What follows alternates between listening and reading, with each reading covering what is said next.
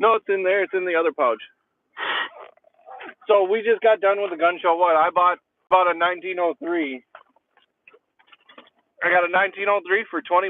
It is a rusted frame, and that's going in the shadow box. But I think the deal of the day was the KKK knife that I found, because I legit bought my dad one of these in blue and white, and like seen this in the case, and I got it for $10. The other one I bought was like 45. Did you guys buy any guns or anything? I bought nope. The Rock River Arms Operator Upper for $220. Almost bought that Snake Eyes in the and box. a heavy buffer. What's Snake Eyes? The one they were on the outside ring. It came in the case with like the blue velvet.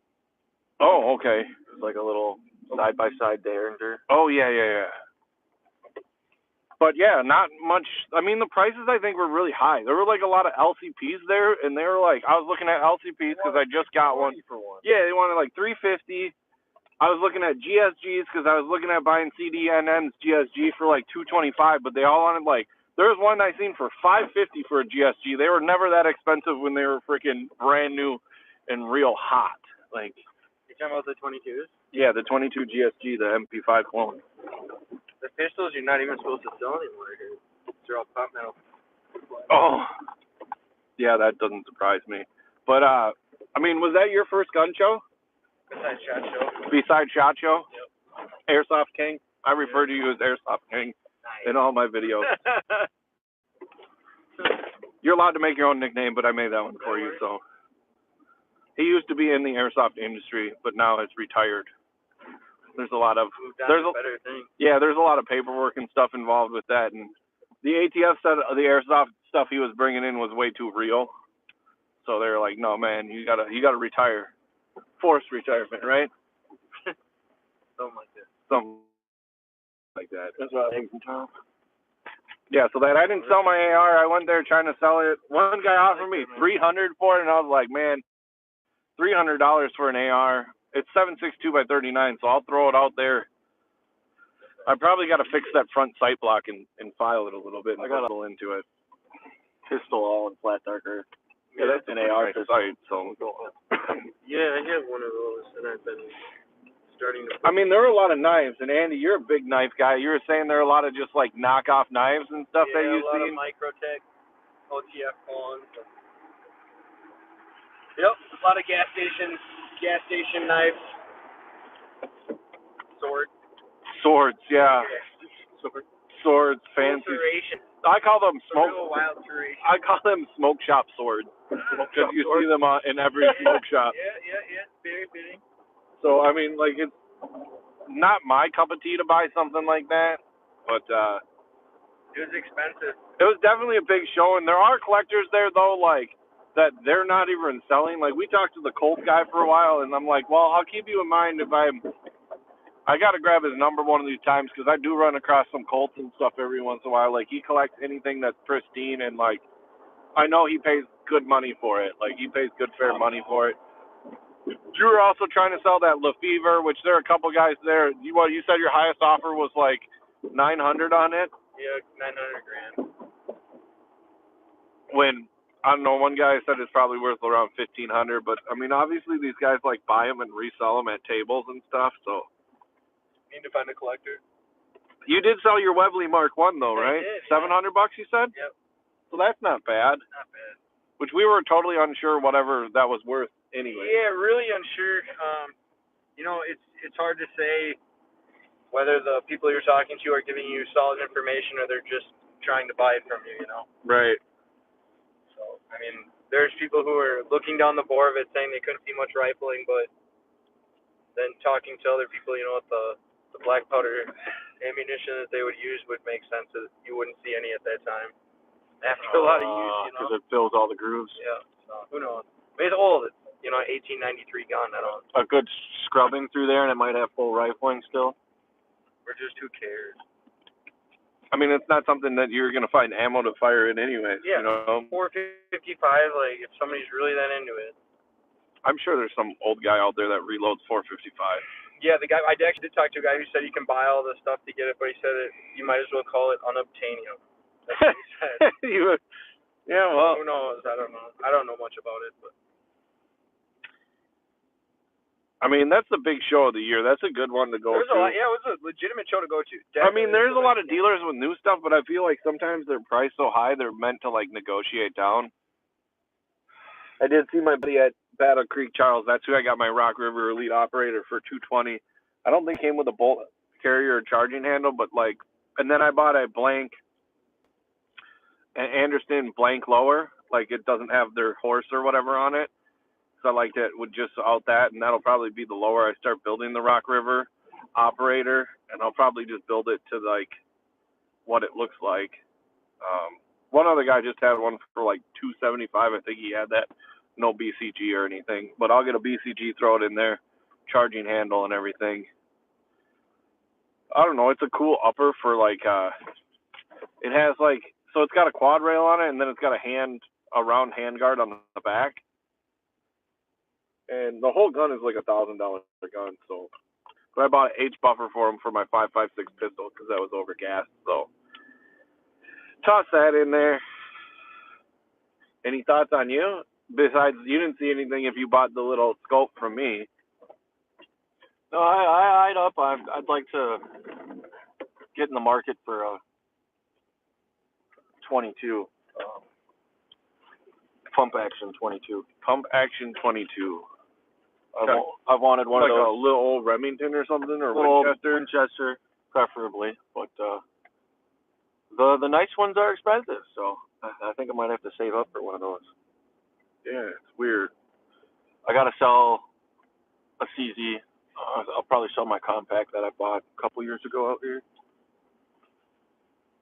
Just have to free up some funds.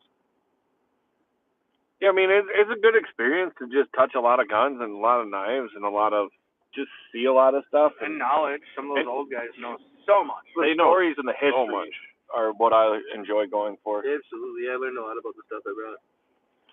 Because you still have that cap and ball or pistol or whatever, right? Yep. The Percussion cap pistol. Thing would be fun if I had to shoot. How much did anybody give you a price on what they thought that was worth?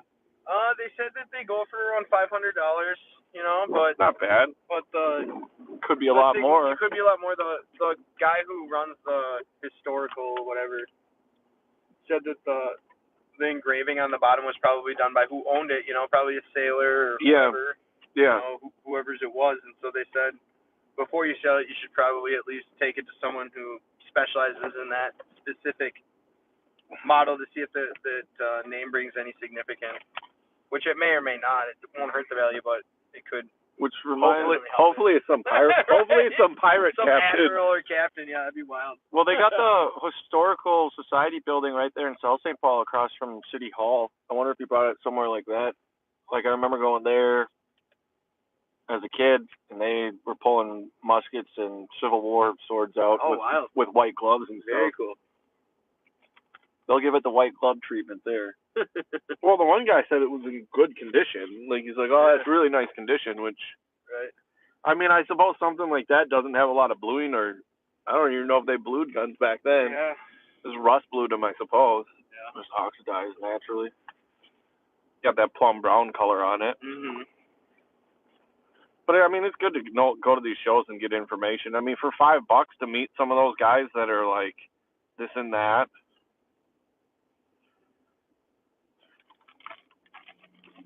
Although I got the spike, or he had this for like $45, and he like sold it to me like for $20. What is it? The spikes. Oh, the H buffer? Well, they're spikes T2 buffers. They're not H buffers. They're tactical buffers or something. Yeah. Who the fuck knows about spike tacticals? Heavier weight? Yeah, it's pretty heavy, pretty decent weight. Oh yeah. They make an even heavier one than that, but I think my pistol AR is my 11.5-inch one. It's over gassed, so like the bolt won't pick up the next round because it like just goes too fast. Like it'll reset the hammer and everything. I don't know. That was just something I need. I knew I was gonna buy it from him and planned to. He told me to custom order me 45 ACP AR stuff, and I wonder if I can get some like 10 mil AR stuff. It'd be nice to have a 10 mil AR. You're gonna stop in at Shamrocks for a beer? Shamrocks. Olgaras. They got this place shut down. What do they say? Opening in 2020. Like, that's a big building to have shut down downtown to, like, be open, you know? Or something, and they're like the smallest Dixie cup like you use for brushing your teeth. Like it was like nickel or dimes, but you give them, or it must have been a dime because you give them like $10 and they bring you, or you give them $1 and they bring you a tray of dime beers. Which they might as well just give you a regular cup of beer for $1. They'll just charge for a pitcher. Yeah, but they're like just wasting tons of Dixie cups basically. Are you really gonna drive through the minefield? What minefield? There's a lot. Entire road. Dude, this is a truck. It's a Dodge Ram.